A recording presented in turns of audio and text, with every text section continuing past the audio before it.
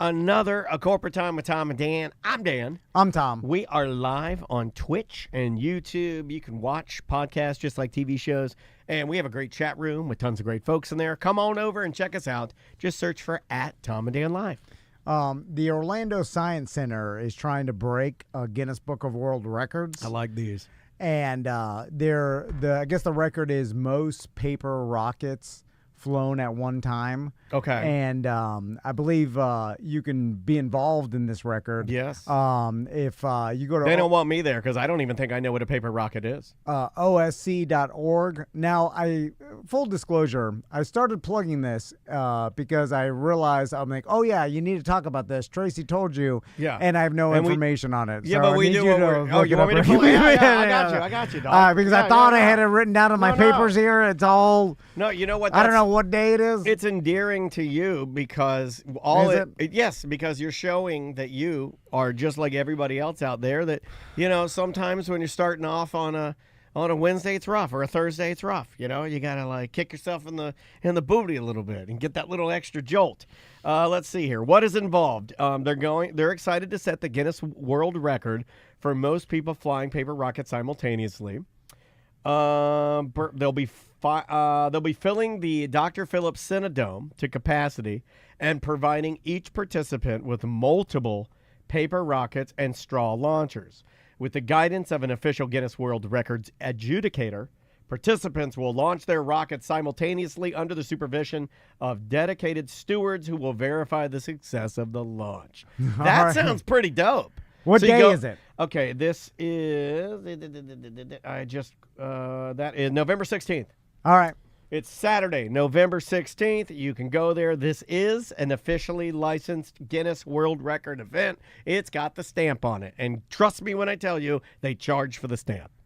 And it's cool to be involved in a Guinness Book World Record. Yeah. Starts around 10 a.m. So if you wanted to, you can get your tickets at 10 a.m., I guess. Check-in starts at 12:30. So you could get your tickets early is what I'm saying. You could get them, go to breakfast, come back, and then you're ready to go for the launch. Yeah, you can find all the information at osc.org. Yep, it's the first thing that pops right up as soon as you hit the front page. So I was watching this new show on HBO Max called It's Florida Man. Okay. We've talked about it. Yeah. And isn't this a Danny McBride production? Yeah, the show is put together really well, and it's funny, and they got, the first episode has some actors from SNL that reenact the story. And essentially we talked about it. It's like infamous Florida man stories that have made the news, that have become kind of legends. Yeah. And then they bring these people to recount the story, and they're real people, and then they use actors to basically act it out. Now, the real person tells the story in like documentary style. Okay, so the real people telling the stories, are those the people? So let's say, I know one of the episodes involves a man wanting to cut off his toes or something. That's the one I watched. Okay, so is the guy in it, is he telling a story, or is he missing toes? Do you see what I'm saying? He's telling the story about answering a Craig. He needed money to go to a some bass festival, and it was Bass Nectar, the band Bass Nectar, yeah. And he needed money, so he put on Craigslist like, I'll do anything for money. And then someone hit him up and said, hey, I got this fantasy. I need you to cut my toes off and eat them. And then he tells the story. I won't ruin the ending or whatever. It's very kind of you. But what I wanted to ask you about is like this person who, they're portraying as real. Right. Like, I didn't do any research and see, but I don't know why I even immediately I want to do research. I'm like, is that real? I don't know why we're like that, but here we are. I don't care enough to really deep dive it. I'm just kind of like, they're presenting as real. I assume it's entertainment. Just take it or leave it. But I think it is. It's a real story at least. And but they start off with the person's like, I work at Disney World here in Orlando. Sure. And then he tells us, and at the end of the episode, I'm like, well, this guy is going to get fired by Disney World, like for sure. Oh, right, because he left his place of business and he told a crazy story. Just because they mentioned that, it's on an HBO documentary that's super popular, and it's going to get back to Disney World. Companies don't like that. Companies don't like that. There was a guy that got into a fight at Five Guys yesterday, and the worker and the guy yelled at the guy, and the fact that the Five Guys worker was video, and Five Guys is like, no, you're gone, dog. We fired you. So I see what you're saying. And then in the episode, for sure, Disney doesn't want one of their employees talking about what he claimed to want to do, or this whole thing, right? Right.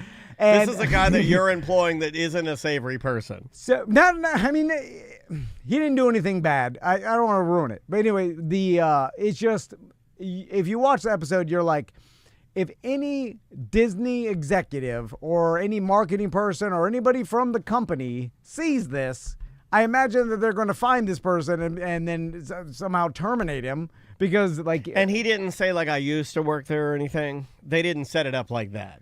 He set it up like he currently worked. Now, this was filmed years ago, probably. You were left to believe that this guy still currently works at Walt Disney World here in Orlando. And with all that being said, I'm just surprised. Now, there is a joke. Normally, they do say a big theme park. Normally, they don't say the name. You're right. But that's changed. I mean, in Terrifier 3, they killed children. Remember when that wasn't a thing in movies? They're like, no. We kill all the adults. We never kill children. Well, they're trying to go out, do something shocking. Well, maybe this is the comedy version is like, it's funnier if you say, it is funnier if you make a joke and you make it specific. It is funnier. But I would assume that the guy, if he really did work at Disney World, would want to keep his job. Maybe he wanted to get fired. I don't know. But I would think that, hey. Well, this would have been in the 90s. So, yes, he's got tenure there. You don't want to get fired after working there 30 years. Well, in what he was about to describe, I feel like he would have told the,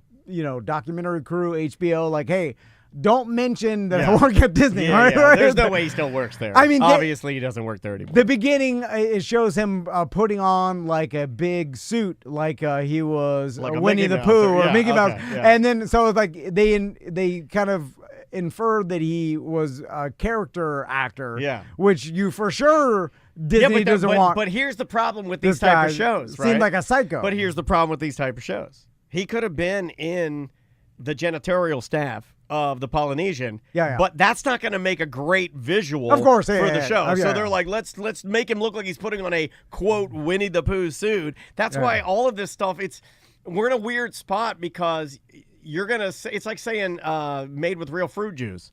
How much? Yeah. You know what I mean? Like, we're in a weird spot where these type of shows are going to say these are real stories. Well, what part's real?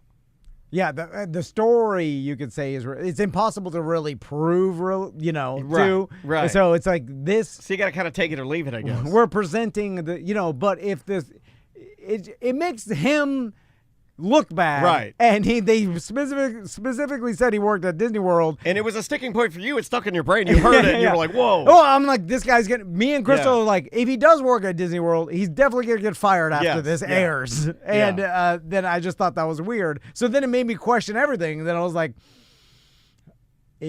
now he did make the joke at the end of the whole thing where he's like, man, this is going to really make me look bad. And then the director was like, you just thought about that now? Like, that was a joke at the end. Yeah. And he seemed kind of like a dodo. Okay. So you believe that part of it. And this guy wasn't an actor. I mean, they're selling this to you as this is a guy.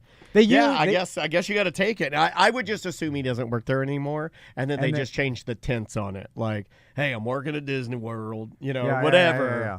And maybe they did air. They found out he's not working there after they aired it. Because if you worked at HBO and you looked at it as a producer or director, you're going to be, and he did work there, you're going to like, hey, this guy's going to get fired if we put this in here. And then you'd have to live with that, I guess. And maybe they don't care. But you don't want to know. It's funny, too, because like those type of people that are doing those things, like the type of people that would answer a Craigslist ad about cutting your toes off and eating it to get money to go to a Base Nectar concert are currently actively working at the theme parks right now. We just don't want to see them.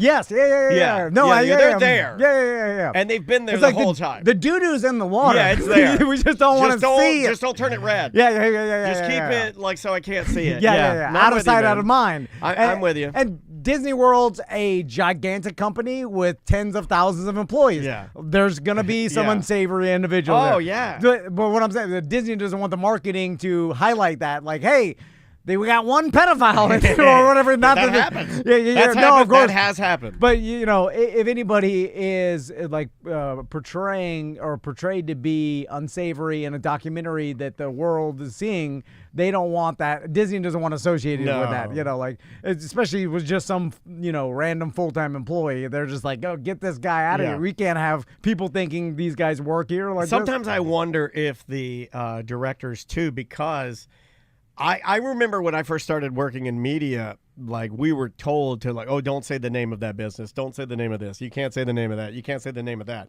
And it was, years down the road when I realized that that's just something they don't want you to say. It's not illegal to say it. You can say whatever you want. If it actually happened, especially if it actually happened, because then the truth will set you free, So on this show, I know that we run things on our podcast way more specific here. Like we'll just openly talk about it. Used to be like if you were out to eat in radio, let's say you had bad service somewhere, you'd be like, hey, I was out to eat at TGI Fridays, or you'd say I was out to eat at a local eatery with a lot of flair. You wouldn't say the specific because it was just poor form, and maybe we're just beyond that now. Maybe things have changed. But there's also the business aspect of it that the company like Clear Channel's like, hey, TGI Fridays may be spending money in this market, or they may want to at some point. And so we can't have right. So you can have no specific opinion. Yeah. Because it has to be vague. It could be they could spend money, or like there could be problems. Like if you say something negative,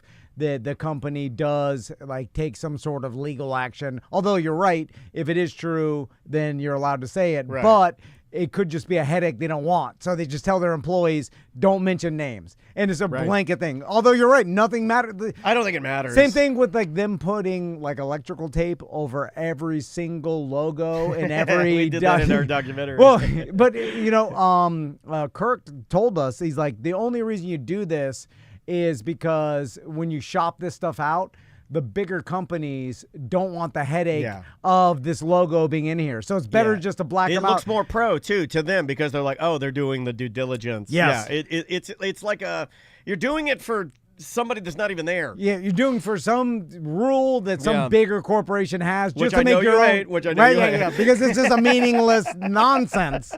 And I do hate it because then you start looking, you're like, wait a minute, does nothing matter or everything matters? Oh man! Because there's a lot of both out there that drive me crazy. Because I'm like, well, hold on, everything you put a piece of black tape over the Nike symbol on my shoe.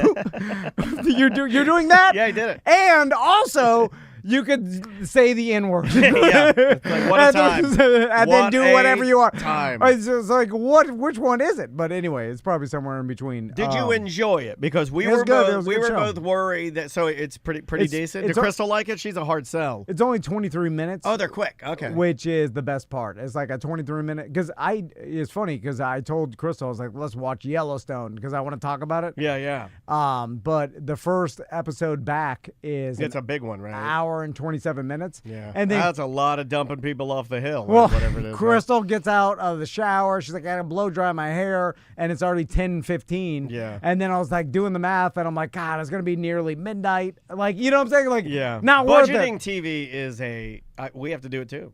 Yeah. You run out of time. And so, especially like after you put the kids to bed and all this stuff, and like we used to watch like House of Dragon. When we had a show to watch, and it would be in that small window of time between after you put the kids to bed. But now they're getting older, so their bedtime's 9, and they push it to like 9:15, 9:30. Yeah. And then it's like now it's 9:30. I gotta wake up dawn.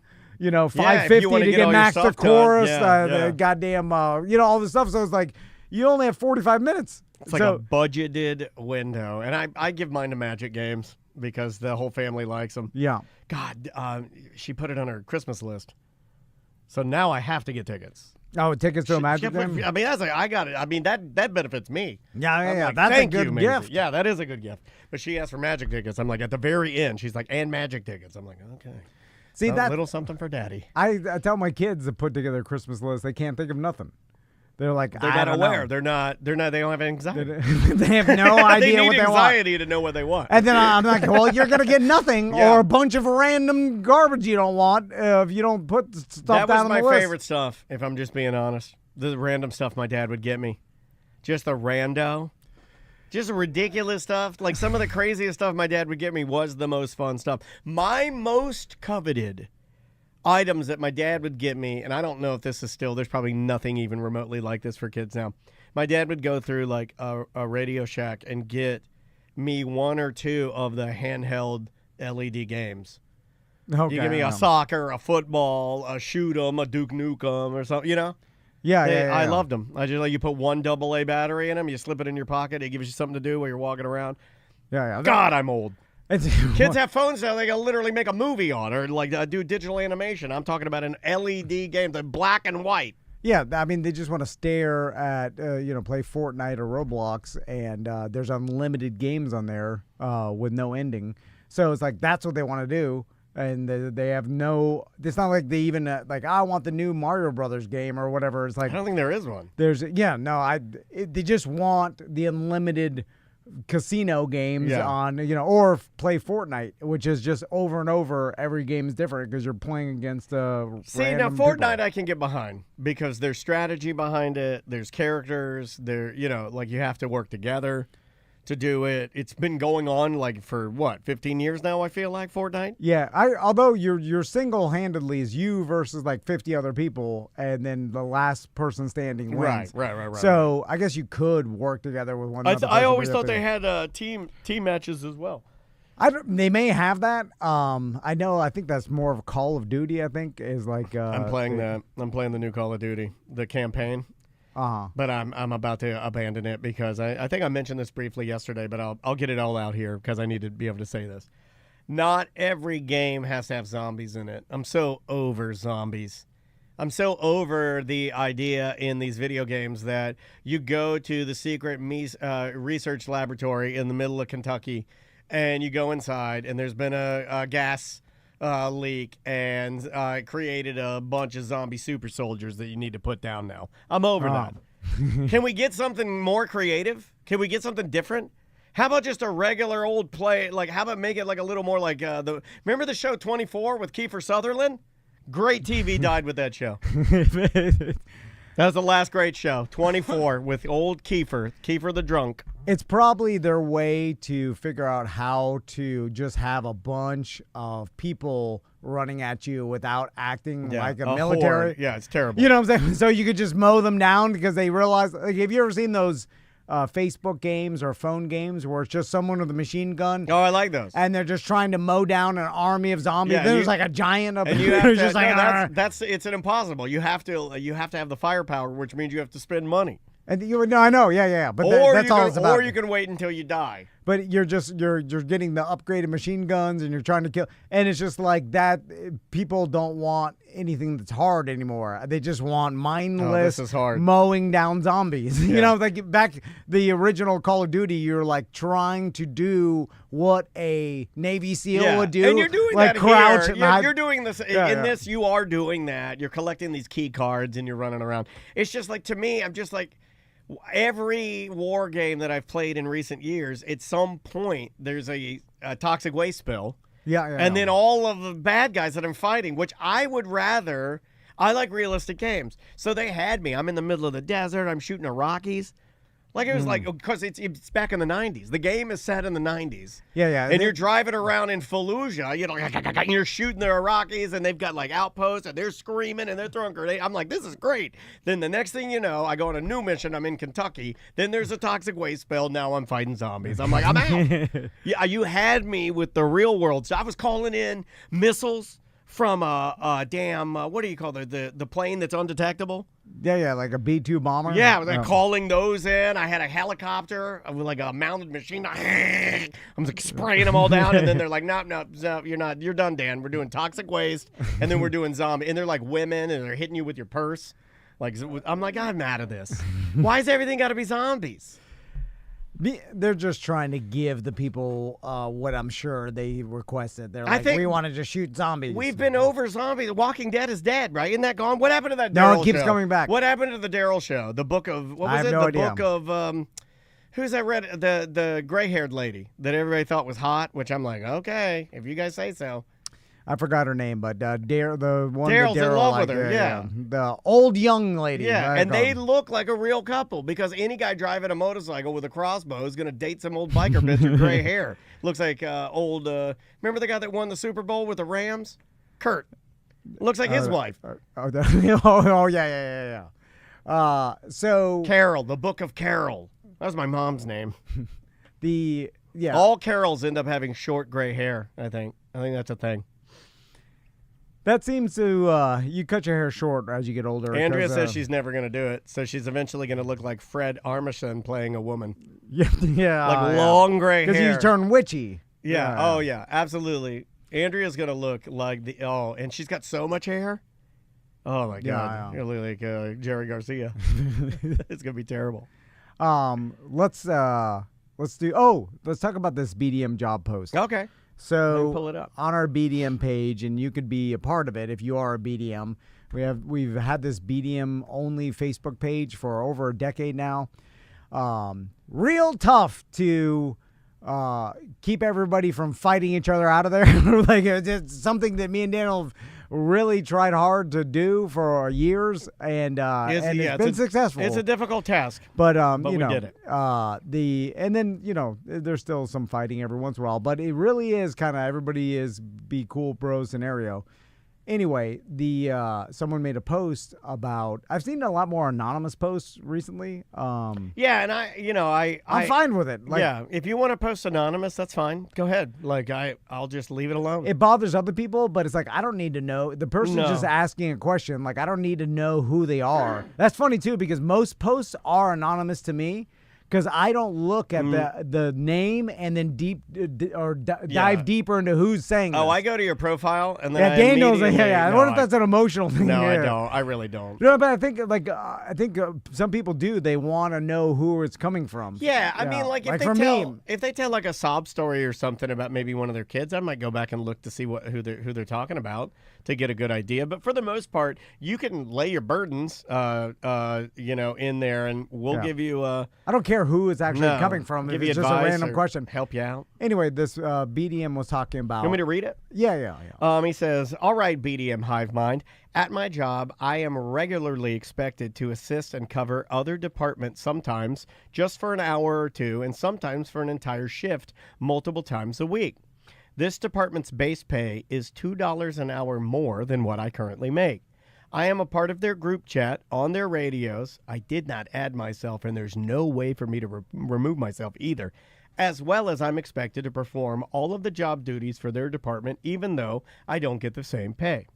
I've talked to upper management about fair compensation with no answer.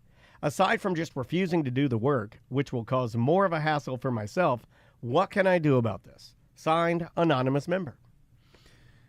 I've heard this a lot. Throughout my life where people work for a company and they feel like they're getting underpaid and ignored and overworked, right? Okay, yeah. And so a lot of times, and it's interesting too because there's two types of people.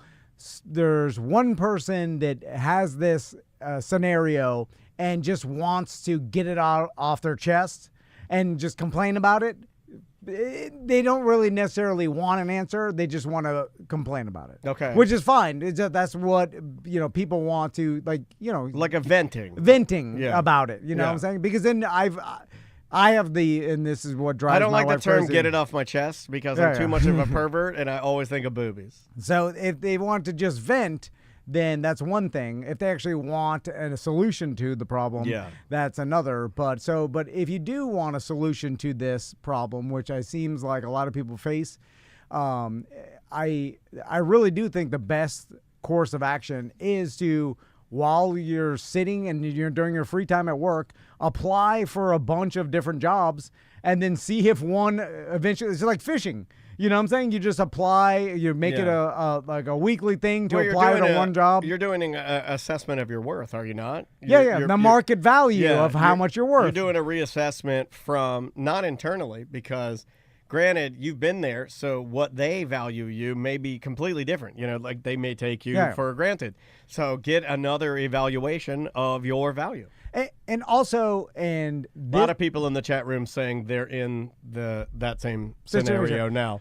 Now, yeah, I bet that's more than not. Because you have to also look at yourself and realize, and this is hard for even. I try to do this, and it's hard for me to do. But like, you have to look at yourself. Solid bowel movement.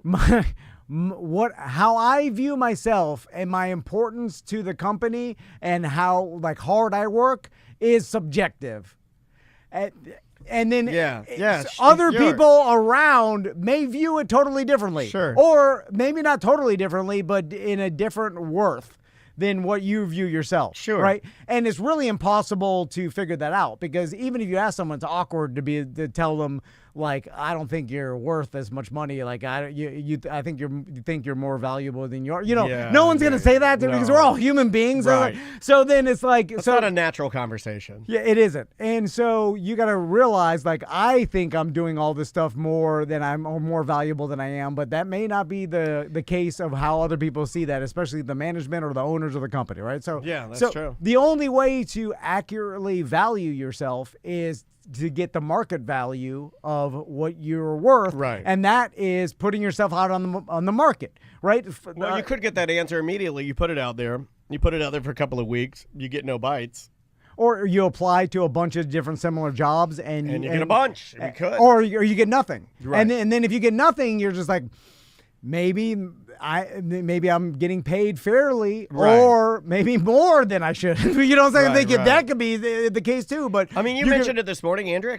My wife's kind of done a method of this in her career travels, I should say, because she's had a decent amount of jobs, and I don't think my wife or Andrea ever stops trying to be better at anything. Yeah. And it's moving up and then constantly seeing what you're worth out in the market is. And especially nowadays, it used to be an old school mentality to stay at the same company for 20 years and retire. You know, like that is out the window now. Like people are working a lot of different jobs. I caught the tail end of that. So I think in a lot of ways, I was hindered just because I always looked at, and I also, the way I was raised, right? The way that my dad was raised and how he persevered within his company was he was the best in the company and loyal, right? Yeah, and that had a lot of value.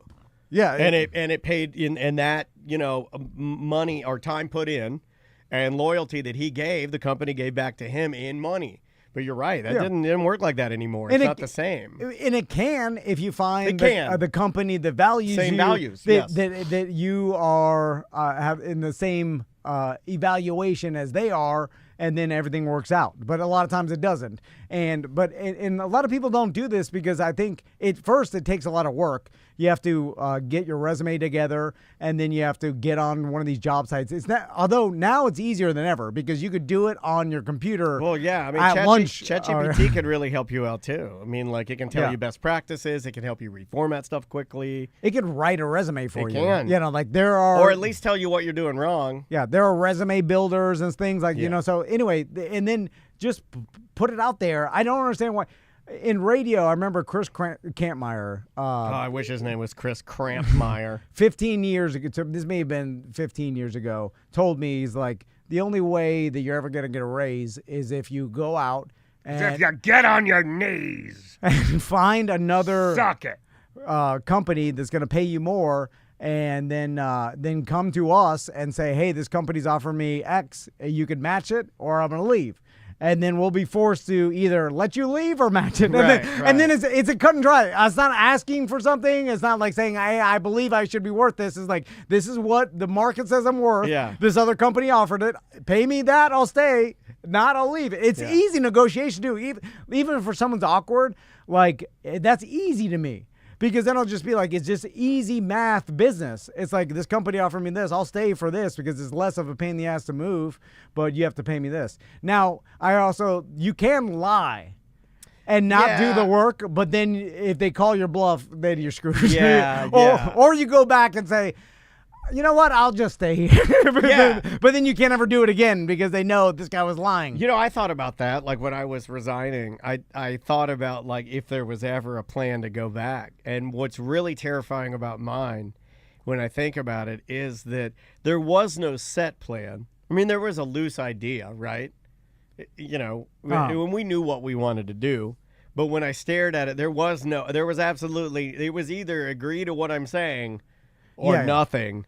And if you're not there, I guess the piece of advice I would give people is don't force yourself to making a bad decision just because you're dissatisfied. I see a lot of people do that. You see a lot of people that do this, whether you're just mad. And then, look, this is coming from the most reaction person on the show. Oh, yeah. You made that decision when you left. Like, there was no, like, but I thought about it for a long time. A long time. But I didn't just knee-jerk that. That was not a, like, well, I'm out of here because I'm mad. And then, like, oh, no, what have I done? No. But I do see people that do that. If there's no need to leave, then, like Tom's saying, you're tough. You can work it out. You can stay there and do what you're doing. Is it ideal? No, of course it's not. That's why you're going to try to do something else. Yeah. But don't freak out and pee all over it because people do that all the time. Oh, yeah, because it's emotional. Yeah, and I'm like, look, this is coming from an emotional person. Don't do that because when I did mine and I asked them, I said, look, this is the way I want it. And they were like, no, sir, we will not do that. And I had to go. I was like, well, there is no other option, so I'm out. Yeah, and then it's like, just you sit at your computer and apply for other jobs on their time, and then who knows if you get one, who maybe you won't, but it's free to do. You know, but it does take work, and that's so then sometimes when you suggest that, and I've seen this happen before, you suggest that same thing, and then years down the road, the same person's still complaining about it, and they're like, well, did you do the apply? Nah. And then it's like, well, then it questions like, well, are you just bitching, or do you really want a solution? There is a reason why you don't do the resume and send them out, right? Because if you do that, there is a chance that nobody replies. And you don't get any, and then correct. And then the real answer is like you may be lucky to have this job, right? And they may not be screwing you like you think. Well, the best place for people that are in that scenario, at least in your kind of faltered mind's eye, is sitting on the emails that you've already gotten ready to send out. You have yet to send them, so there is no negativity, but you're also in that form of preparing, right? Yeah. And then just ending it there, never sending them out. Because then you never have to face the music. And it's a great place to be. And finding, if you believe something to be true and then finding out you're wrong is a great learning experience. Hard to take. I recently did it with betting against the Pittsburgh Steelers. And I'll explain. Yeah. I failed to realize that, they brought in a better offensive coordinator in Arthur Smith, the Falcons ex-coach. I'll never say that. I'll never say he's a bad head coach, but a good offensive coordinator. I hate him. I hate him. I mean, his record speaks for itself. I mean, look at what the Steelers are doing with two quarterbacks that no one wanted. He wasn't doing much with our offense. That's weird. He was calling all the offensive plays when he was in Atlanta. Yeah. Well, he also had two horrible quarterback or a horrible quarterback. No, I know, but I'm just saying. I think his situation there is a lot better than what we had. And now I see him like, oh yeah, I guess I didn't factor in the new offensive coordinator, and I didn't factor in the possibility of these two quarterbacks getting along and people not chanting for the backup of that assumed that one of them was doing bad instead of good. Yeah, it was like all these cohesive things, and I was dead set on how right I was. Bet like $680 that I'll lose, and basically I'll lose for the year because I bet way too much. But this is a learning opportunity to say, first, don't bet too much, right. Which I did. I broke the cardinal rule. Were you overconfident, you think? Yeah, because I kept running this through in my mind. And then you start getting more and more confident each time you run it in your mind. And you did it 10,000 times. You're like, what am I missing? I'm missing nothing. I'm right. Right. And people do that all the time. And it's hard to predict the future or predict your value in the market without any evidence. Yeah. If you're just sitting there, You just gotta try. I'm worth more. Are you? Yeah. Right. No. Find out if you are. Do you want to do a couple of voicemails and Yeah. close this out? Yeah, I like that. I love it when we talk about stuff like this because you are talking about something as simple as just trying, and I do think that people in a lot of ways have a try problem. And I didn't do this myself. I was a victim of it as well. For years, I worked at a company. Now, though. Well, it doesn't. Well, now I work for myself, so there's no saying I don't make as much. I just make it what I need. Didn't you ask for I a make raise exactly one what I'm time? worth. Am I remembering that wrong? Didn't you ask for a raise one time? Yeah, but I did it wrong. I just said I want you guys to pay me more because I believe I'm worth more. I believe. Right. Yeah, and they're like, we're not going to pay you more. I believe that we will win. So what leverage do I have? I could have said I'll quit, but then they call my bluff. I quit. I have no other job. That's a weird that's that weird negative leverage where sometimes, I mean, keep in mind too, when you say that they have people already in line. Like there's ready and willing people to work for what you're making right now. Also, look how companies are structured. The manager isn't even authorized to pay you more. No. That has to go up the ladder. They have a budget. I didn't realize that, though. And it's like they can't just make a decision to pay you more. It's got to. I didn't realize that. Did you know that? I didn't know that when I was working there. I thought they controlled that. Well, you are naive to every company unless you know the inner workings. And if you're not a manager or owner, then you don't know the inner workings. You know their budget and all that. You have no idea. And the naivete there actually works to their benefit. And also, it's impossible to compare yourself to other employees of the company because it's not a exact equation that constantly moves. Like when you start a company and some super robot is paying everybody exactly what they're worth. Like, guess what? There are overpaid and underpaid employees at every single GD company, right? Yeah. And it'll be like that forever. Sometimes it's luck. Sometimes it's the amount of time that person worked there. Sometimes it's when that person got hired. Just so happened he got hired during the COVID. Sometimes they have that it factor that is just a thing. Good personality, friends with the nepotism.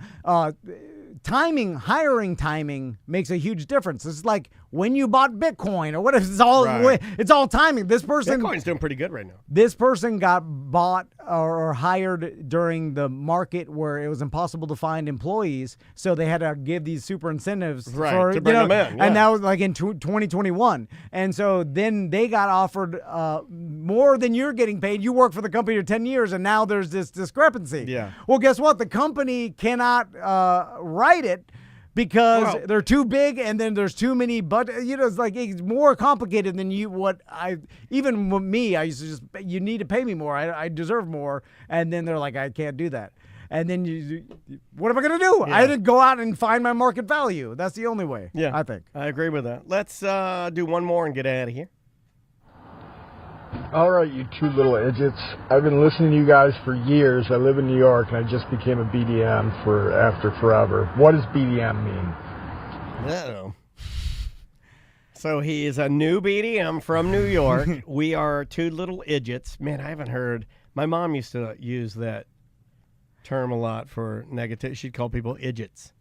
I'm always about what made him sign up now after I don't years know. of listening. I do get a lot of email from people that are like thinking about signing up. I get a lot of those. Yeah. And so nobody, like, it's one of these things. So listen, we understand subscribers. Glad to have you. Thanks for being here. Subscriptions. There's way too many subscriptions. Everybody's trying to figure out how to manage them. We know. And dump the ones they don't use. So it's a hard business with subscription-based business. It is. BDM stands for Big D Millionaire, and the D stands for penis. Yeah. And that started when we started this membership. We should have just called it Big Penis Millionaires.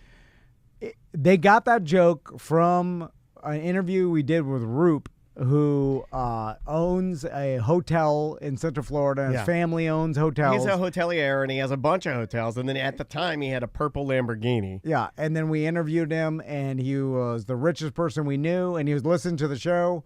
And then he started and then we called him a Big D Millionaire. Yeah, we called him the Big D Millionaire. And then he started supplementing things that we did. And he would give us stuff to give away at events. He'd buy us a bunch of lottery tickets to give away, or he'd buy us a fake Rolex to give away, or he would just do silly things. And then if we needed a little money to purchase something, like he'd be like, "Oh, okay, I'll buy one keg for the keg party, $200." Yeah. And that's how it started. It started as grassroots as like, asking your uncle for a couple bucks. And so when we called him a Big D millionaire on the show, then when we started the subscription service, which over a decade ago, Yeah, man. the people we didn't start it off calling it BDMs. The people that subscribe, they're like, I'm a BDM now. Yeah. Or because a big D millionaire. They're a big D millionaire. Because I'm paying $2.95 a month. It's kind of a tongue-in-cheek joke about the rupee, but Little bit. Then we just went with it. At the time, we were like, this is so funny. It's only now we look back on it. We're like, oh, God.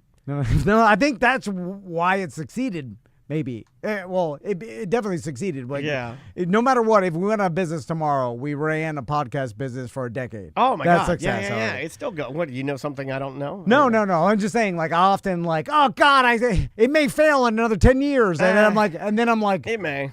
well, that's a success. Yeah. 20 years Things have life of cycles. of a business, even though that may not happen or whatever. But you start looking, and then I got to remind myself, like, it's already succeeded. We already did what we set out to do. And now, so. And we appreciate you signing up as a new guy. And if anybody else out there wants to be a new BDM, you can sign up. Carolyn in our chat room says, I have a question.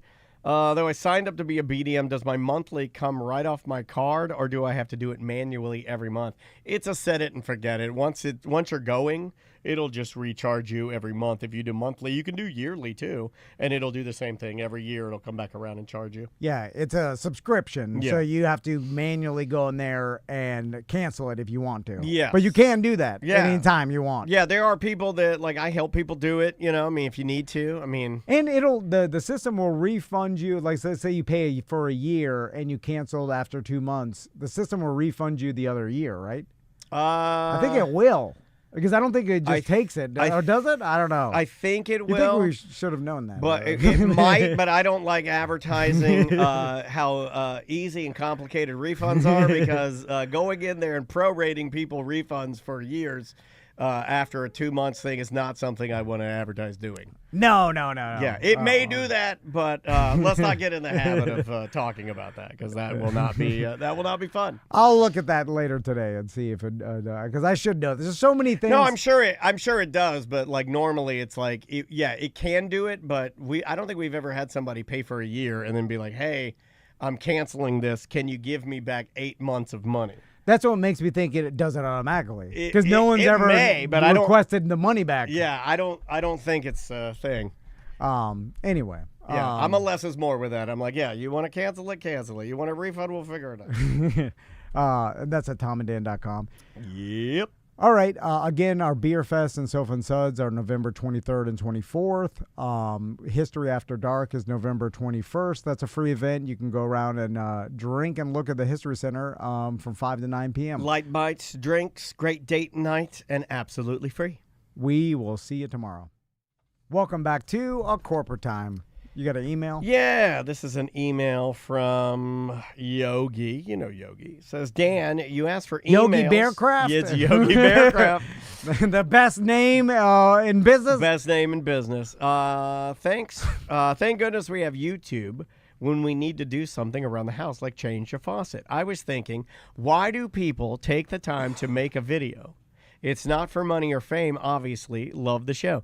There are a lot of little old men on YouTube. The one that comes to mind is, and this is my favorite because I showed it to you, I had a Logitech remote that I used for my TV for many, many, many years, and the battery started swelling on it, and damned if I didn't find a video on how to take that battery out, because it was a very complex piece of equipment, but this little old man made this video on how to repair your Logitech remote and then buy a new battery from China, have it shipped to you, and then you put the new battery in when the battery gets swollen and repair. And the guy had maybe a solid 70,000 views. Nothing crazy, but 70,000 people that probably used it, right?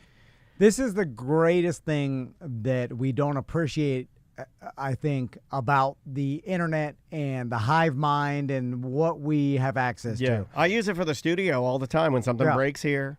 And I know everybody uses it and does it, and I'm sure they appreciate when they find a video walking you through something, but it's like just out of pure numbers, there's one person on the planet that knows how to do something that you're looking to do, that person has done it so much that he wants to share it with the internet because he's good at it. Yeah. And this is his chance to say like, hey, look at, and that person's been changed. I did do this with my boat, my old boat. Yeah. You do a lot of the boating videos. There was an old man that taught me how to change my oil and my gear lube and exactly step by step what to do and the exact model of boat I used to have. Oh, wow. And every year I would just, watch it. Press play, stop, do it, press play, stop. Because I kind of forget because I do it once a year. This old man. You don't have the reps this old man has. And so he walked through everything, and it was so valuable. And there was no money this guy was making out of it. He just knew how to do it and wanted to share. Yeah. Because if you know how to do something well, you're just like, hey, look at this.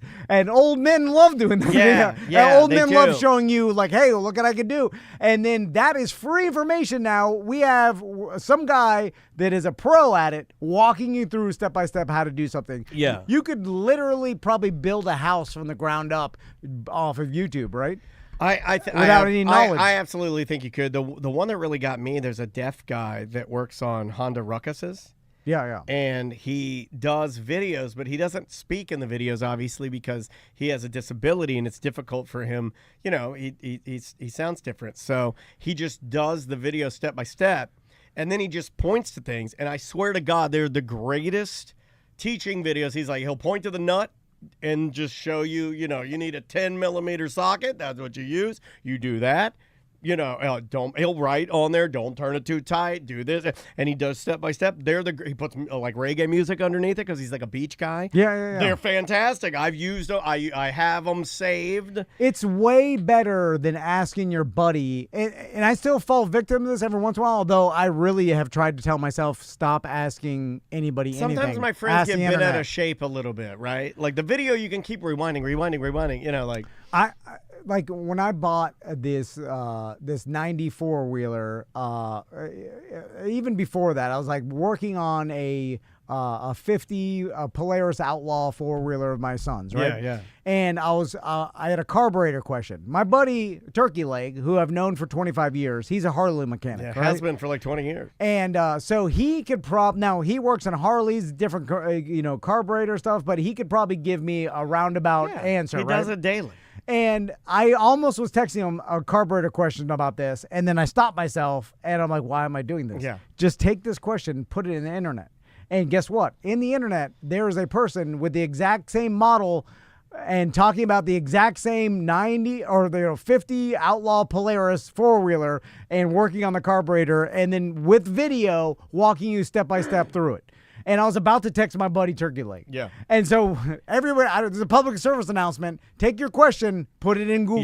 Yeah. There will be a more accurate answer there. And there are newer versions of this like coming now. Like I'll give you a great example. Like we were having issues with OBS and Logic in here. Last week especially, I was having a lot of crashes. So I would take these crash logs from my computer, and then I would tell you in the mornings I get here early, and I would just copy the crash log, a simple copy paste, put it into ChatGPT and say like, hey, I'm not a programmer. I don't know software, but I am getting this error. Can you tell me in layman's terms what's happening? And can you give me some ways to fix it? And damned if it did not give me 5 different ways to fix it. Like you can go here and delete this exe file. You can go here and delete this particular folder. Or you can like reload the software. I did it.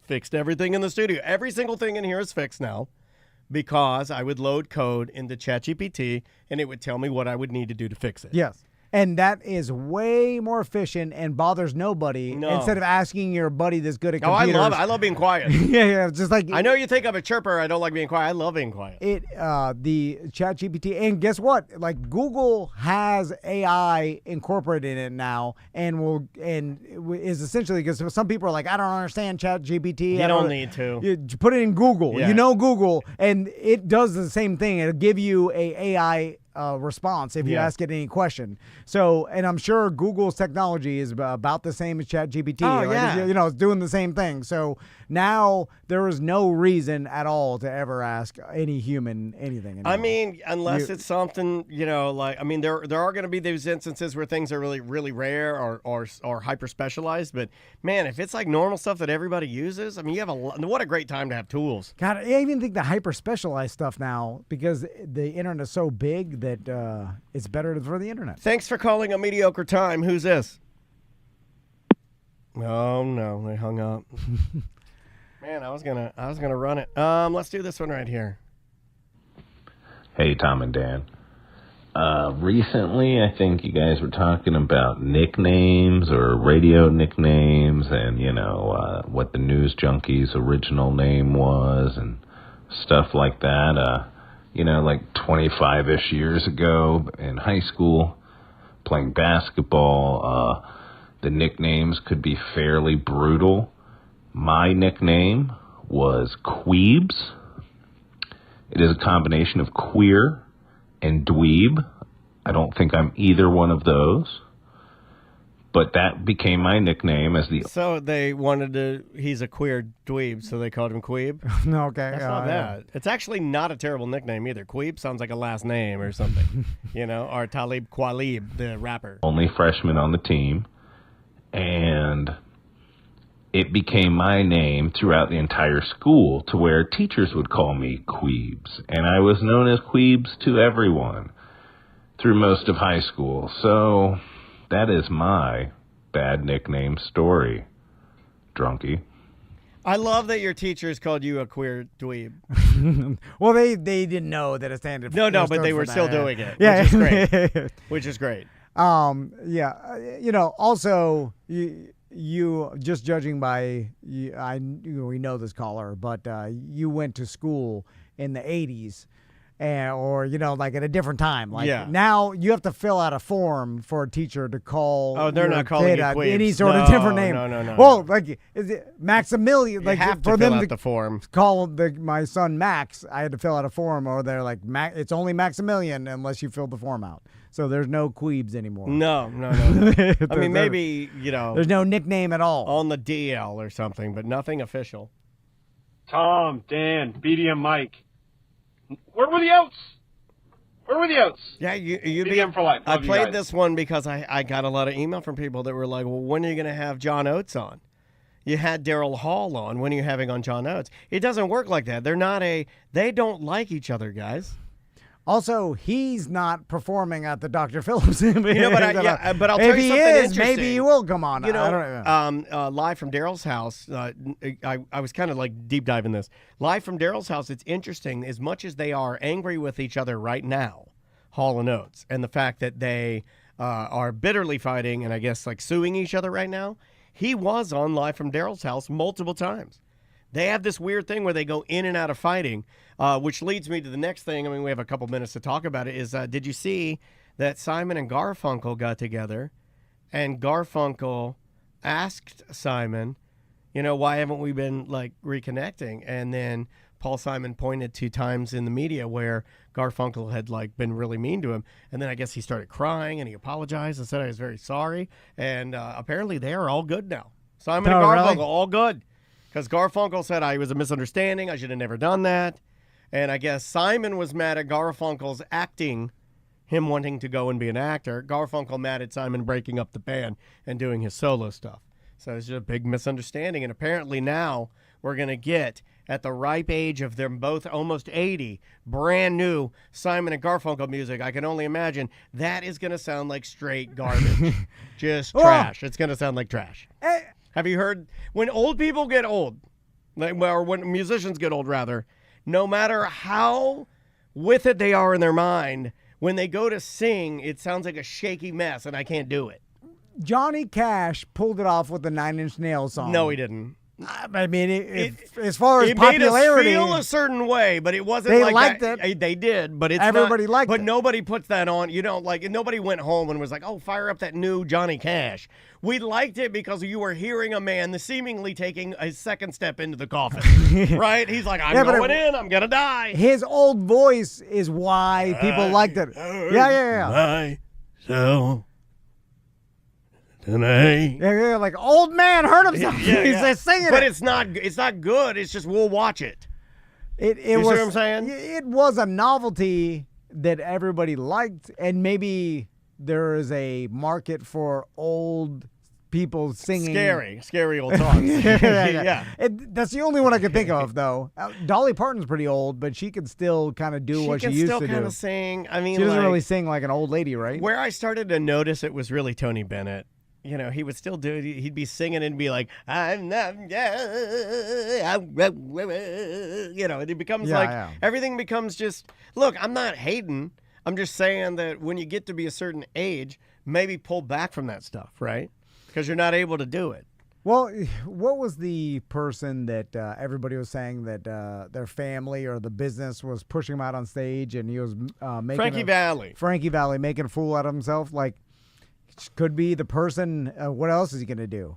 Die? You know, like he's just like, I'll go out here. I mean, when you put it like that. He was like, go somewhere and die without us looking at you. It's kind of selfish for us. It's like if someone's willing to pay for the stage and tickets, let them do what they want, I guess. Unless they're so out of their mind that they're making a fool of themselves. I bet that's where it's a hard and that's the line. argument is that to some people in that crowd, they would be videoing it and laughing. And some in that crowd would be videoing and being like, wow, I get the opportunity to see Frankie Valli and the Four Seasons, and I love them so much, and they've changed my life through their music and their songs, you know? Yeah, it's a miracle that this guy's even able to do anything. It is. You know, like know, most people die by 75. True. Like, look at him. He's shuffling around up there. Like, so the fact that you could even get on stage and do anything past normal human death dates.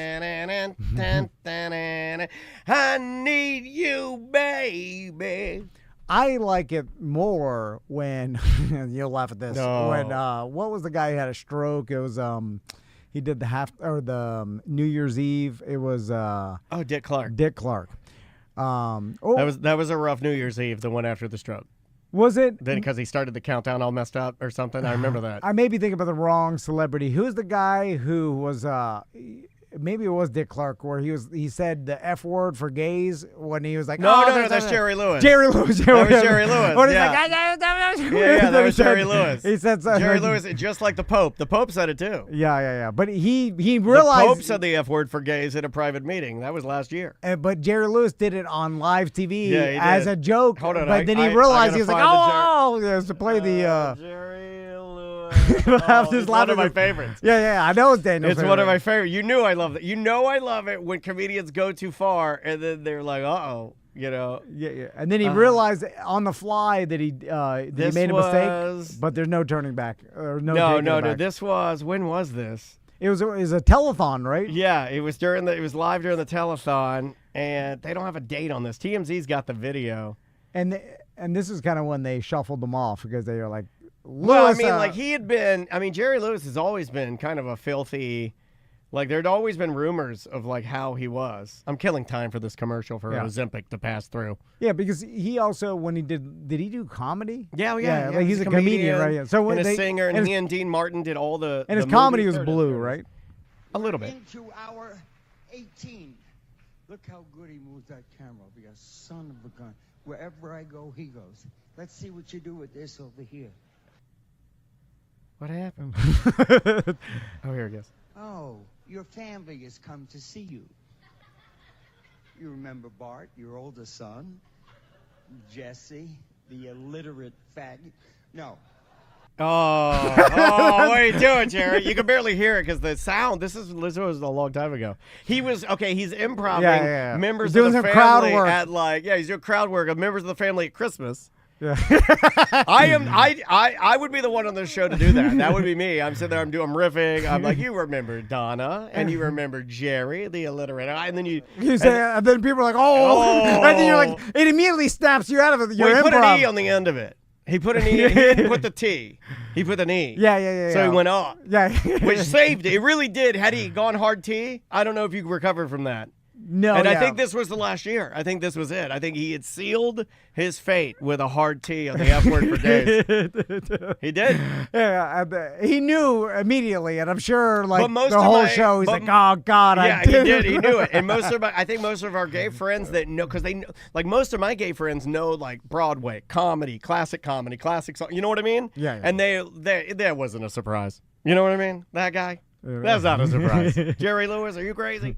Yeah, although, like I said, he's riffing, he's making a joke. Like, yeah, you should have said that. Do I think he's a bigoted, homophobic, racist? I don't know. I have no idea, so. but I don't think. No, I don't think he is, but I would- mean, that was an absolutely poor choice of words. yeah. And there can be both. And his age probably caused Leads to that. he got too comfortable. Yeah, when he looked all around, he saw people his age.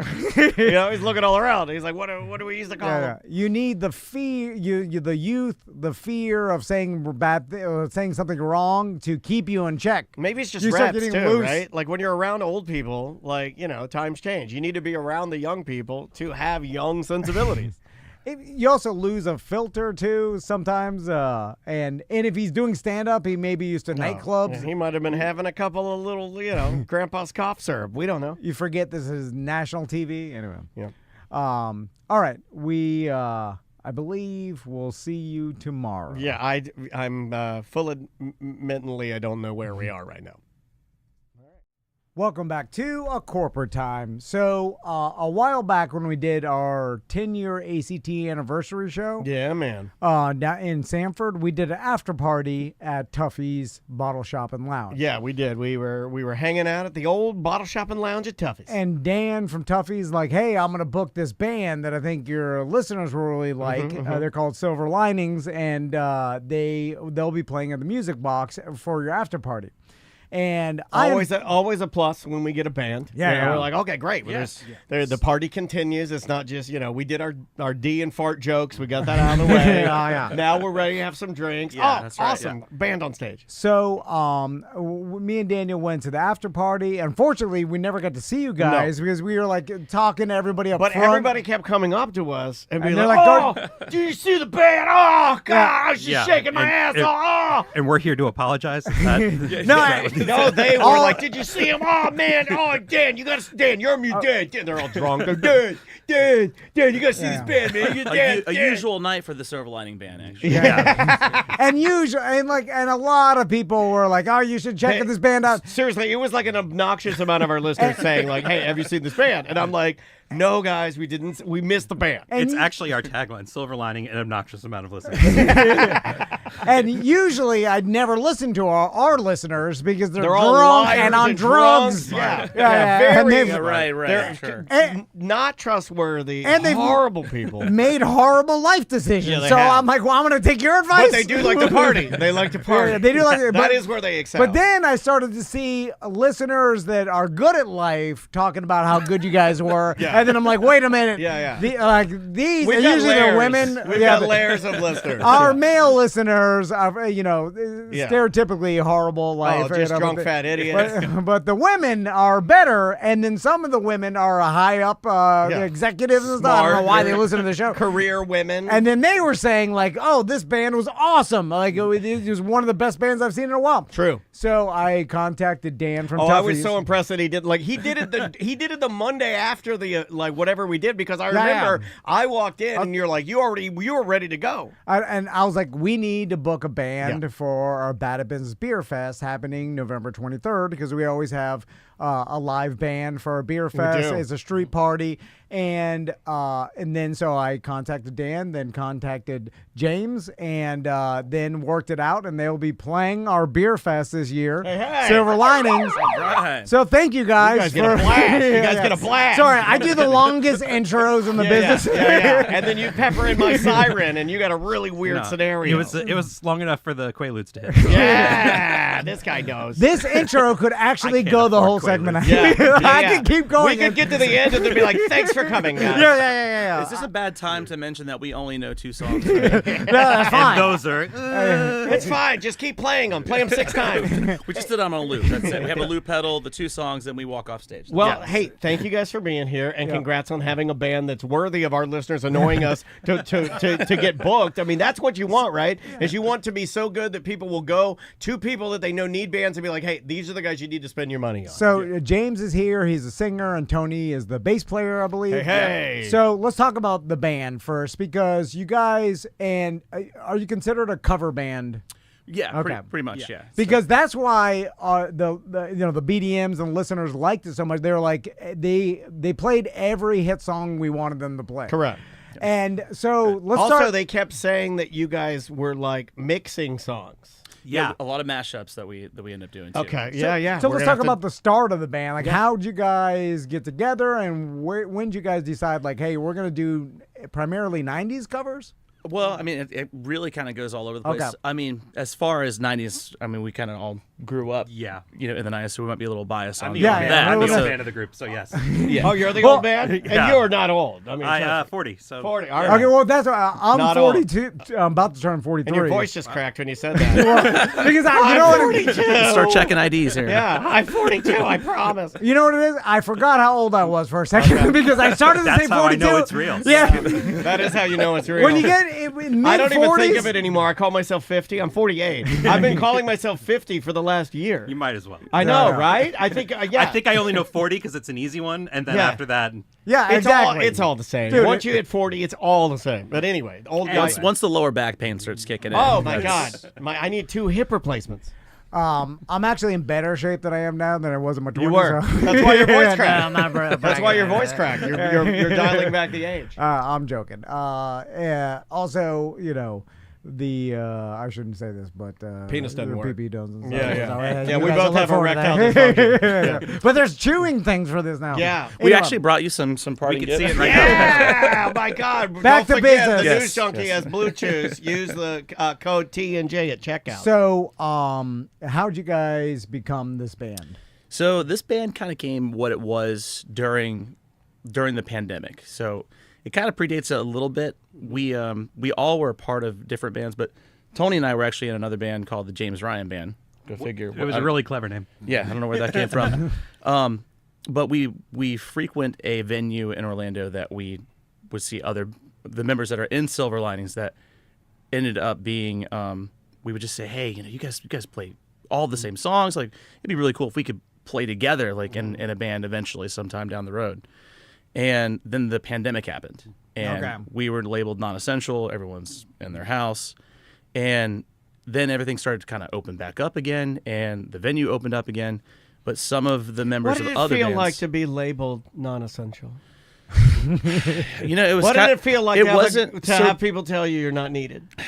I found it validating because I've always felt myself not needed, and I was glad that the rest of the world also saw that. Yes, me too. Finally. I was like, I am absolutely. Finally, I'm they going got my to therapy label today. correct. a lot of pressure off the shoulders too. It's like, finally, stop expecting things. Yeah, exactly. Yeah, but Stay home with my dog. But now. it did force you guys maybe to slow down a second and take a Yeah. look at what was around you, Yes. right? Yeah. And we were one of those bands that, it's like, well, if we can't leave the house, we ended up, Mike, our drummer, he pieced together this really cool thing where we would all record, record guitar, I would record guitar in my house and sing.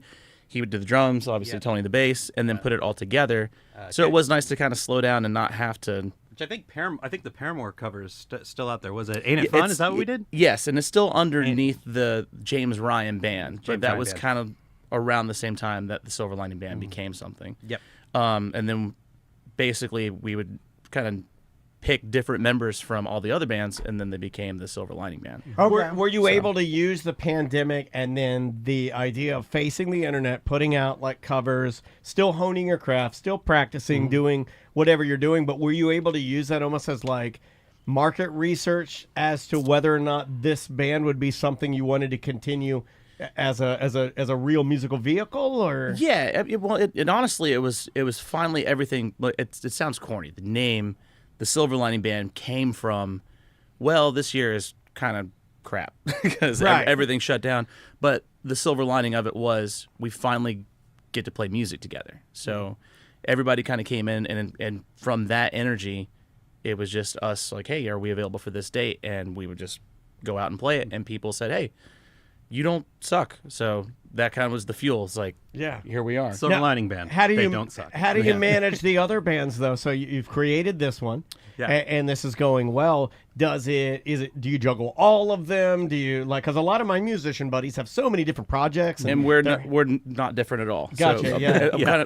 And we all have different hats. Like Mike Brown, our drummer, like he's got another job in audio and audio design. Nice. Tony, he's got his own job at Universal. I skipped today. Yeah. Oh, well done. If you could, not play this and like you said until Monday. Then. Not till Monday. Okay. Yeah. You got it. Yeah. Just in case. You were never here. This question is gonna come off insulting, but I promise it's not. I also do this. I have long intros. Is this when you start circling on their body with a grease pencil like Howard Stern did? The areas that you don't like. I hope this isn't offensive. But what is your problem? I mean, no. I promise. He called the shot, if you will. So if I was starting a band, I would think to myself, all right, I could start a band and then write original music that no one will know, and then it is going to be insanely hard to to make the crowd upbeat and stuff because they don't know the song. So to get it out into the atmosphere and it's a lottery ticket. Like who the hell knows? So I think I would go cover. Right, and because then start playing you covers. Want the familiarity of the songs that you're playing. Yes, and because instantly people, just like our listeners did, they're like, "This band is awesome," and all of a sudden you start hearing feedback and stuff, and then maybe kind of work in reverse, then try some of your own music if you even want to go that way. But it's a good way to immediately have a hit with everybody in the audience. At least in the room. I mean, is it selfish in a way that you guys get to play songs maybe that you like? It's a lot of things. It is part of that. It's the music because I do write my own music and that's a whole other thing. Yeah, I figured all musicians. I knew you guys did. And let's call a spade a spade. It's sad. Do you write sad stuff? So I write sad songs. No, I write sad stuff. I only anything that I write that's original. Oh, you don't want to hear it. It's dark. It's really sad, and I love it and I cherish it. For you, and there's a place for that. But I do need to smile at least twice a year. My therapist says. So I do that with this band, and also I play guitar in those other projects. But the first instrument I played was bass, so it's a way for me to go back and play bass. That was actually when they first, because I want to say the first time we played, it was supposed to be a one-off. It was you were going to play a solo show, and they said, "Hey, can you do a trio?" So Mike called me, and we met in Mike's house. This is a long time ago. In 2016, and put a set together in I think 4 hours. I think that's cool. So how do you decide? Do you look at this as purely we can make some money doing this? This is like a quote business band. Are there different variations of your, I guess, musical entrepreneurship? We do corporate parties, we do private parties, venues to, themed events. It's honestly, it's just wherever you need us, and if we can kind of provide a solution, just play music. Then... You know what it reminds me of, Tom, is we used to work with her in radio for many, many years, and now she owns bars in Cocoa. But our very good friend Tiffany Martin, and what's interesting about Tiff is that she got really smart.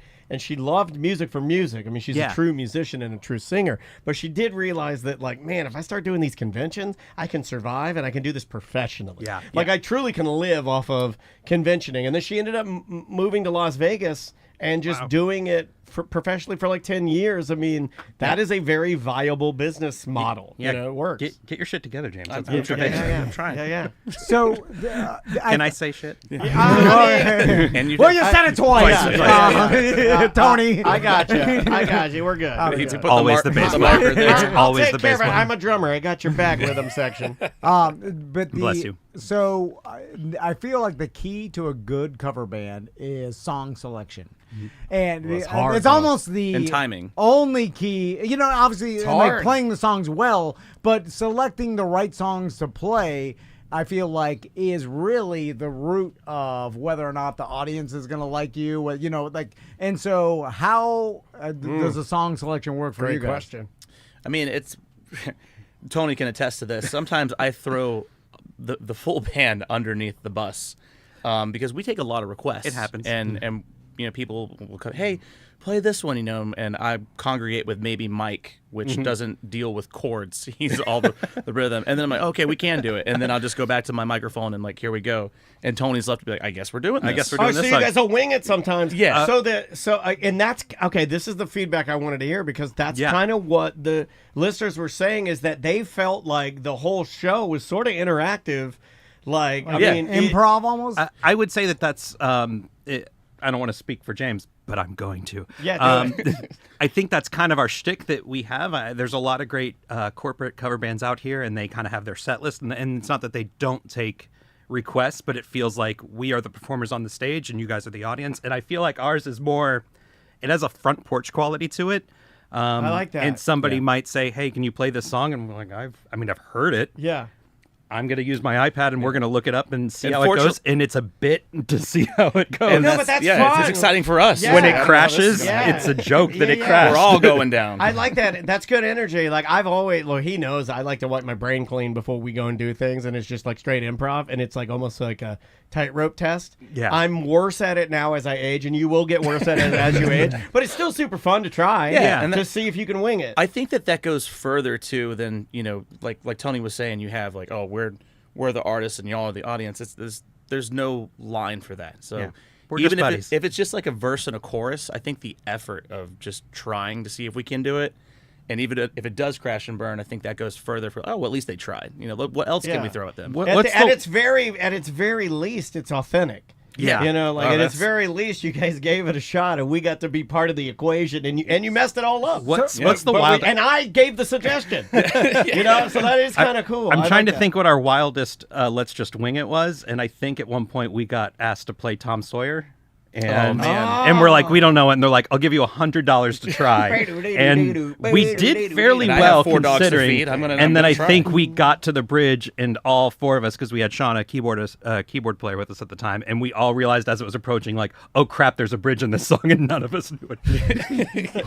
Yeah. What'd you guys But it was a do? bit. Wu-Tang, Shame on an N-word. Oh, that's a great song. Harder to pull off. Yeah, that's a good one. I play bass. I don't have to say any of those words. Yeah, you'll be fine. I'll be fine. Yeah, in fact, you're really laying it down. I'm laying it down. Yeah, I got it's it. gonna be I great. got It it. says it a lot. I mean, Wu-Tang is for the children. That is a scientific fact. absolutely So, and it's forever. So. Also And it's forever. forever. Correct, forever. So, but besides from the audience requests, what do you guys have some standard songs that you always play that you like playing the most? Oh yeah. Well, you know, we don't like the bass player to get too comfortable. So, All right. Tony does a really great job on Muse's Hysteria. So he plays that bass line, and it just doesn't stop for a good. It how doesn't. long? How long is the song? Like 4 minutes. it depends. It depends how long we decide to vamp it. We just like for him to earn his keep. That's I mean, kinda any what's cover up. band that's going to pull out some Muse, that's fun. You got Yeah. to. Is there any band like if people? I mean, I guess if you're taking requests, there's not really much that if you know it, you're going to try it. We're gonna Yeah. try it. That's pretty fun. I like that. We're gonna try it, and the amount of money you tip is the higher amount we will try. Oh my God! Okay, hold on. It's like that's a dueling piano piano. bar. Yeah. There is an element to that. Is that a fair Yeah. thing to say? I mean, I think so. At one point, we had John was our bass player in the very beginning. I don't like that guy. I like your new guy. Yeah. Yeah, I never liked John. he's doing fine in another band. I never in liked there, John. But That was during the pandemic, and I was locked in my room making really sad shoegaze. You know why music. John's not here anymore? That's He a took a fact. dump on Pelosi's desk. that's Yep. um. That's not true. I meant that. we can neither deny or confirm that right now. But no, it was just we're just glad to have Tony back. You know, that's it. Well, So. We love you, Glad Tony. to be here. So is the whole set like requests, or do you guys start and then go to requests later? Like how's you know you It's go kind of a lot of probes kind of out there in the beginning because we're like we don't know what type of audience this is going to be. It was the same thing for when you guys were there in that audience, where it's like, you know, if people are trying to turn up. It's like, all right, well, here's a lot of pop punk, or here's a lot of rock, higher tempo type stuff. But then if people are just kind of hanging out, it's like, all right, well, maybe we'll start off acoustic and and grow from there. But once something hits, it's like, all right, well, they really like that. What's another in that same wheelhouse that we can throw out too? So a lot of psychology, kind of comes it's like you're being a DJ as well as playing the music, which is hard. Exactly. That's hard. So how DJs never get any credit for like looking at the crowd, and there is an art form to that. And any of the DJs that I know here in town that I've known since the 90s that have been like literally like looking and surveying a crowd and knowing what songs to play and doing a good job doing them. There is an art form to it and knowing what to play. Much. Yeah, I could suck the life out of the room, I mean, hands down. I can look at a crowd like, what color are they? I know what music they like. That's it. It's easy. Put on the They boom give him too bap. much I think credit. we should get him up there to sing the Wu-Tang. I think that's what I'll do that. I know every word. He does know every word. And he can't say it, but sometimes he does. But he doesn't say that. And I think I can do it right now. I'll follow up. It's never been a better time to try. Would you look at the time, you guys? I gotta. Well, where else are you guys playing?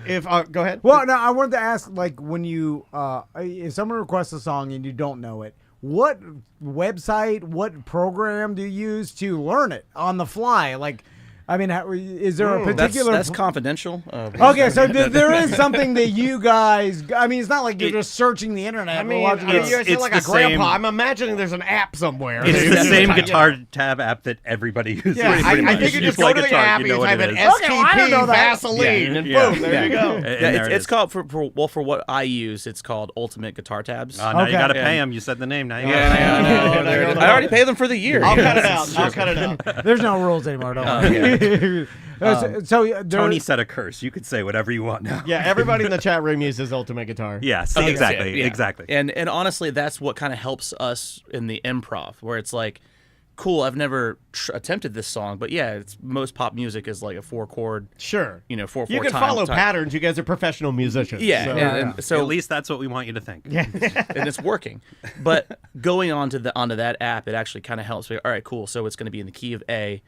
Here's the lyrics, and here's like they'll put like the chord over top of where it's supposed to transition, and that kind of helps us along. It's like, all right, but then sometimes that whole chord structure or that whole tab is made by someone else, and it's not right. So that's always fun when we're on the fly. Be like, all right, let's give this a try. Yeah. That's not a B minor. All right. Yeah, so- it's just like anything else. Always It's the like B there minor. is misinformation B in there. minor. Yeah. There's people that like sometimes I'll download tabs and somebody like transposed it into something all weird, and I'm like, oh my god, why'd you do that? Yeah. Okay, have you guys seen like the TikTok or social media videos of they'll bring in a famous like drummer from a different band and they'll play the first like the Drumeo videos. Yeah, 1 Yeah. minute of a song, and then they'll leave it up to Yes. the professional drummer to fill in the rest of the song with what he thinks should work. Yeah. Right? Yeah. Yeah, We've yeah. seen Yeah. these videos. pretty damn Absolutely. close. You know, with normally. Chad Smith of the Yeah, Chili I was Peppers.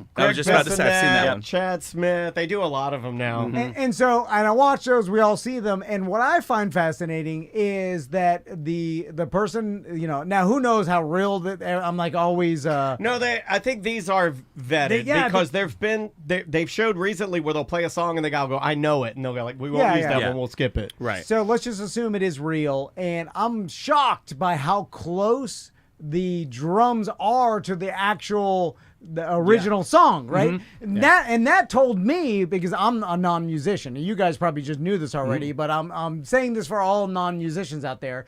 It tells me that somehow in our human brain and a musician's brain, like they hear what should be played, and that's damn near close to what is actually played. I think it's just patterns. And so so I think it's like I like musicians you'll hear it, and you're hearing patterns that aren't even there, but you can still hear the repetitiveness, the way the bass line moves, the way the melody moves. There's certain tropes that are in every genre of music. So like a blues progression will always be 1 chord, 4 chord, 5 chord all the time. So if it's an E, it'll be E, A, B. That's the blues progression. That's going to be in every blues song. It's tried and true. So you once you kind of get that feel, and it's same with country has its own tropes, and pop punk has its own tropes, and so on and so on and so forth. That's fascinating to me, because then it's like I imagine you guys may have someone request a song you guys don't even know and then all of a sudden you start playing it, and then you probably just stop looking at the guitar tabs and stuff pattern, because you go, already know where. that. Yeah, and then you can just stop looking at it and then damn near finish the song exactly how it's written. And because of that, that actually brings it back to what we mentioned earlier. That's how the mashups happen. Because usually in real time we'll go like, wait a minute, what's that song by Lenny Kravitz, The Fly? Is that what it's called? Oh yeah, Fly. I think we were playing live, and I realized in real time that was the same chord progression as "Who Will Save Your Soul" by Jewel. Oh my god, that wasn't some genius of composition. That's when I started with. writing sad music right after Red. Yeah, but yeah, you just like push it in there. You're like, this will work, and you're like, it's funny, it's a bit. Yeah. Well, I mean, even there was I think on the same night that you guys were there at Tuffy's, that we played "Friends in Low Places," and instead of me saying where that whiskey drowns and that beer chases, I said where that tequila does it, and then Mike decided to do like a Latin beat like over top of it, and it changed the feel of the song for just a split second, where he's that good where it's like, all right, I'm going to do this for this long. He listens. That dude listens more than any musician I've ever met. He didn't listen when we asked him to come to this today. No, he didn't. That's why we're looking for a new drummer. He was so good. We loved it. You didn't even watch. Drummers never. You said earlier you didn't. We watch. weren't there, but drummers never listen. I wasn't listening to anything you said there. I was like, you were talking, and I was like, something about a drummer. And I was like, I want to yell. So, how many songs do you think you've played throughout the time Silver Linings? Or do you have a set number? You're like, have there been hundreds of different songs? Probably. There are ones that we forget that we know. Quite often. Yeah. And through doing this, do you think you guys have learned just a ridiculous amount of random? Is there one you can't do? Is there one song that you're like, we'll never do that one again? I'm just gonna say it for all bands right now, but Freebird. Even if we could do it, Gotcha. I don't know if we would. We're not doing it. All 14, I like that. 14 minutes and 37 seconds. It's and like, really, they only want to hear the guitar solo anyway. Yeah, and then I don't want to That's disappoint the only anybody part they when wanna we hear. get there. I mean, I do love a Die on the Hill. We won't play that though. Yeah, like I like Angel, like our buddy Angel. Like he won't take requests. He just yeah, doesn't. yeah, He won't do it. Don't ask him. He won't do it. I mean, fun sidetrack to the whole Freebird thing. I've heard, I've not experienced it. I've heard that if you go to a Bob Dylan show and you shout Freebird, he will stop what he's doing and play Freebird start to finish, instead of playing his own songs. Wow. Yeah, this is like a that's like a that's, party That's trick. what I've heard. I like that I don't he's know if that's programmed true. like he can't stop himself. Like But he has to it's do it. a all the way punishment. It's like, okay, you guys aren't going to hear, you're not going to hear Visions of Johanna now, and it's that guy's fault because he You're doing that out requested of spite. I like because that. I've now had to shorten the set to play. Did you know that who's the guy that's the kid actor that's playing Bob Dylan in the movie? Timothy Chalamet? Chalamet, whatever. Oh, yeah. Did you know? Charlemagne? Yeah, there was a headline yesterday. They said he studied with a harmonica teacher for 5 years. Wow. I don't believe that. 5 years? I don't know. I read the headline and I printed it out because that was the only thing I was going to say about that. I was like, that is a lie. He did not study with a harmonica teacher for 5 years. Well, the harmonica teacher was teaching him Italian. But for a Bob, but just for a also Bob happens. Dylan bioepic, I'm just saying Yeah, you he didn't know exaggerated. 5 years No, ago, you right? exaggerated that. Yeah. That is an exaggeration. That is not. That did not. I mean, now happen. I kind of want to see the movie. I mean, it's Yeah. marketing is working. Supposedly, he studied with a harmonica teacher and then a vocal coach, and then also a body language expert, so he could walk and move his shoulders like Bob Dylan. Yeah, That's good. You got the job. You got the job. He's in. You got I didn't have to study for 5 years. That almost sounded like Putin. That was good. I like that. It was like I do not want to be sued. We actually have a show coming up in Russia soon. Okay, very good. Let's plug it. So, we'll talk about the beer fest. Silver Linings is going to be performing at 2 p.m. at the Bad Business Beer Fest. That's Saturday, November 23rd. Come on out, free event. make Bring it. your photo yeah. ID if you want to drink. That's when the sampling starts. Get there early to get a free sample cup, completely free. If you show up there at noon, you'll get we're giving out 500 gift bags of a bunch of gifts from our sponsors. Yeah, totally free again. And just show up between noon and 2 to get your free sample cup, and then you can sample over 30 different breweries and brands. Tons. I was looking at the list earlier. There's It's going to be a good time. We got a THC seltzer that's out there, which apparently no rules anymore. No rules. I'll just fall asleep. I'll just be laying in the bushes. A lot of our sponsors are going to be out there. Tons of food trucks, and of course we got DJ, then Silver Linings playing, and then music from you guys. And we can't thank you guys enough. We're super excited about it. I hope you guys will be around to see it this time. We will. Yeah. We'll be announcing. Well, we're obligated for this. I'm gonna look for you to just see you shaking your heads. What like Freebird. What is this? My Freebird. No, we're gonna be bringing you guys up on stage and announcing you guys, which I hopefully it's like every once in a while we'll do that move where we announce the band. And then we're like, ladies and gentlemen, Silver Linings. No, wait, do you say the Silver Linings Band or Silver Linings? Which would you prefer? The Silver Lining Band. The Silver Lining Band. And then no S. No S. Okay, well, let's There's get it only right. The one Silver lining. Lining Band. And we forgot to coordinate with you so that you immediately just start playing, and then all of a sudden you're like, oh, God. And then you get up on stage. And that's my favorite. And then Tony's chugging a beer. And then there's like 8 or 9 minutes of you guys like tuning it. Like, no, the drummer's still getting a beer. That's our drummer's worst nightmare. Actually, that happens to us all the time. Where the drummer for the band is in the bathroom, he's taking a poop in the West End. So you have met Mike. And we already announced the band, and then we're like, ladies and gentlemen, the Silver Lining Band, and then we introduce you, and then it's dead silent 12 minutes, and then you start talking. Meanwhile, he hears everything in the bathroom in his hand. While you're pooping. Yeah. He's pooping. You ever sweat wipe? Oh my God, it's so hard to sweat wipe. You're like, oh my God, I gotta get out of here. I gotta get up there. They gotta wash my hands. I gotta drum. James, Tony, thanks so much for coming by. Thank you guys. Come on out. It's great. And we'll see you on Saturday, and we'll be right back. Welcome back to A Corporate Time. Let's do voicemails and a couple of emails. We'll start with this one because I mean, look at this huge stack of emails I have that's like piling up here, but some of them are good, some of them not. This one is from our buddy Clay. Dan, Tom, and possible special guest, what are some cooking skills that you have been improving in recently? I currently need to improve my side dish skills for the holidays. I also want to get better at cooking dinner events that I can take over Thanksgiving dinner and replace the turkey. I don't know what that means. I wonder if anybody does hibachi-style dinner for Thanksgiving. Clay, doing anything special for Thanksgiving? You're not much of a cook, right? No. You can. You could cook some things. I've never improved my cooking skills. That's it. Okay. All right. Never. That's it. From start to now at 42 years old. I'm constantly trying to get better at cooking. I can't. There's something wrong with my brain. How stupid I am. I don't think that's fair. Just because you're not really into cooking doesn't mean there's necessarily anything wrong with your brain. It's just you're not into that particular thing. I can't learn new things that I don't care about. If that makes sense. I think a lot of people are like that. Like I might be like that, but just in different things, right? Like I'm not going to learn how to propagate plants. Don't see any value in it, but I see value in knowing how to make a gravy or make a roux. But there's value into being more efficient and cooking something more delicious. But I'm making eggs. Like I make the same scrambled eggs I've always done. And Crystal's like, why? You're not preheating the pan right. You're not, there's certain things. You have a way that you do it, and you're not willing to change the way that you do it because you don't see any value in changing it.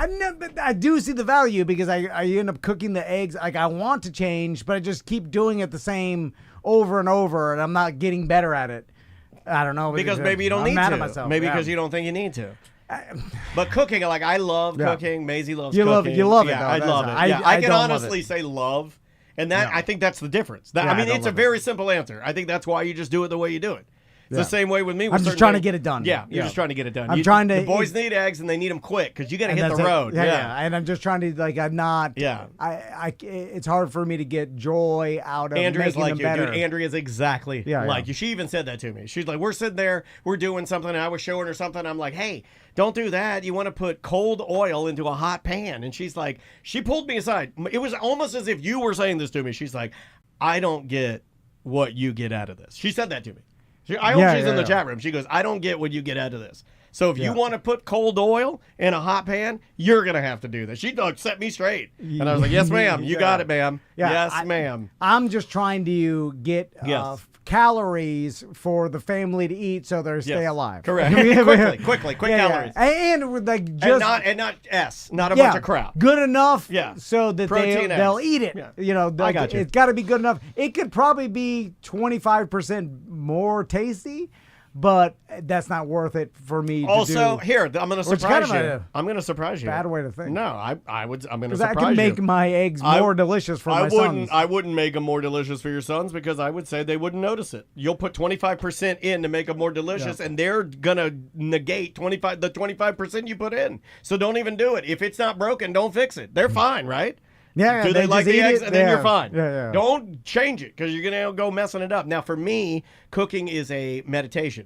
Kind of like when you get into that run state and the S shift is happening and you're kind of zoning out and you don't have the pain or soreness or what, and you're just going and you're like, oh, this is great. I can go forever now. I get into like cooking something. I'm like, I think of like, oh, this is going to be awesome. The family's going to love it. Like, I don't know.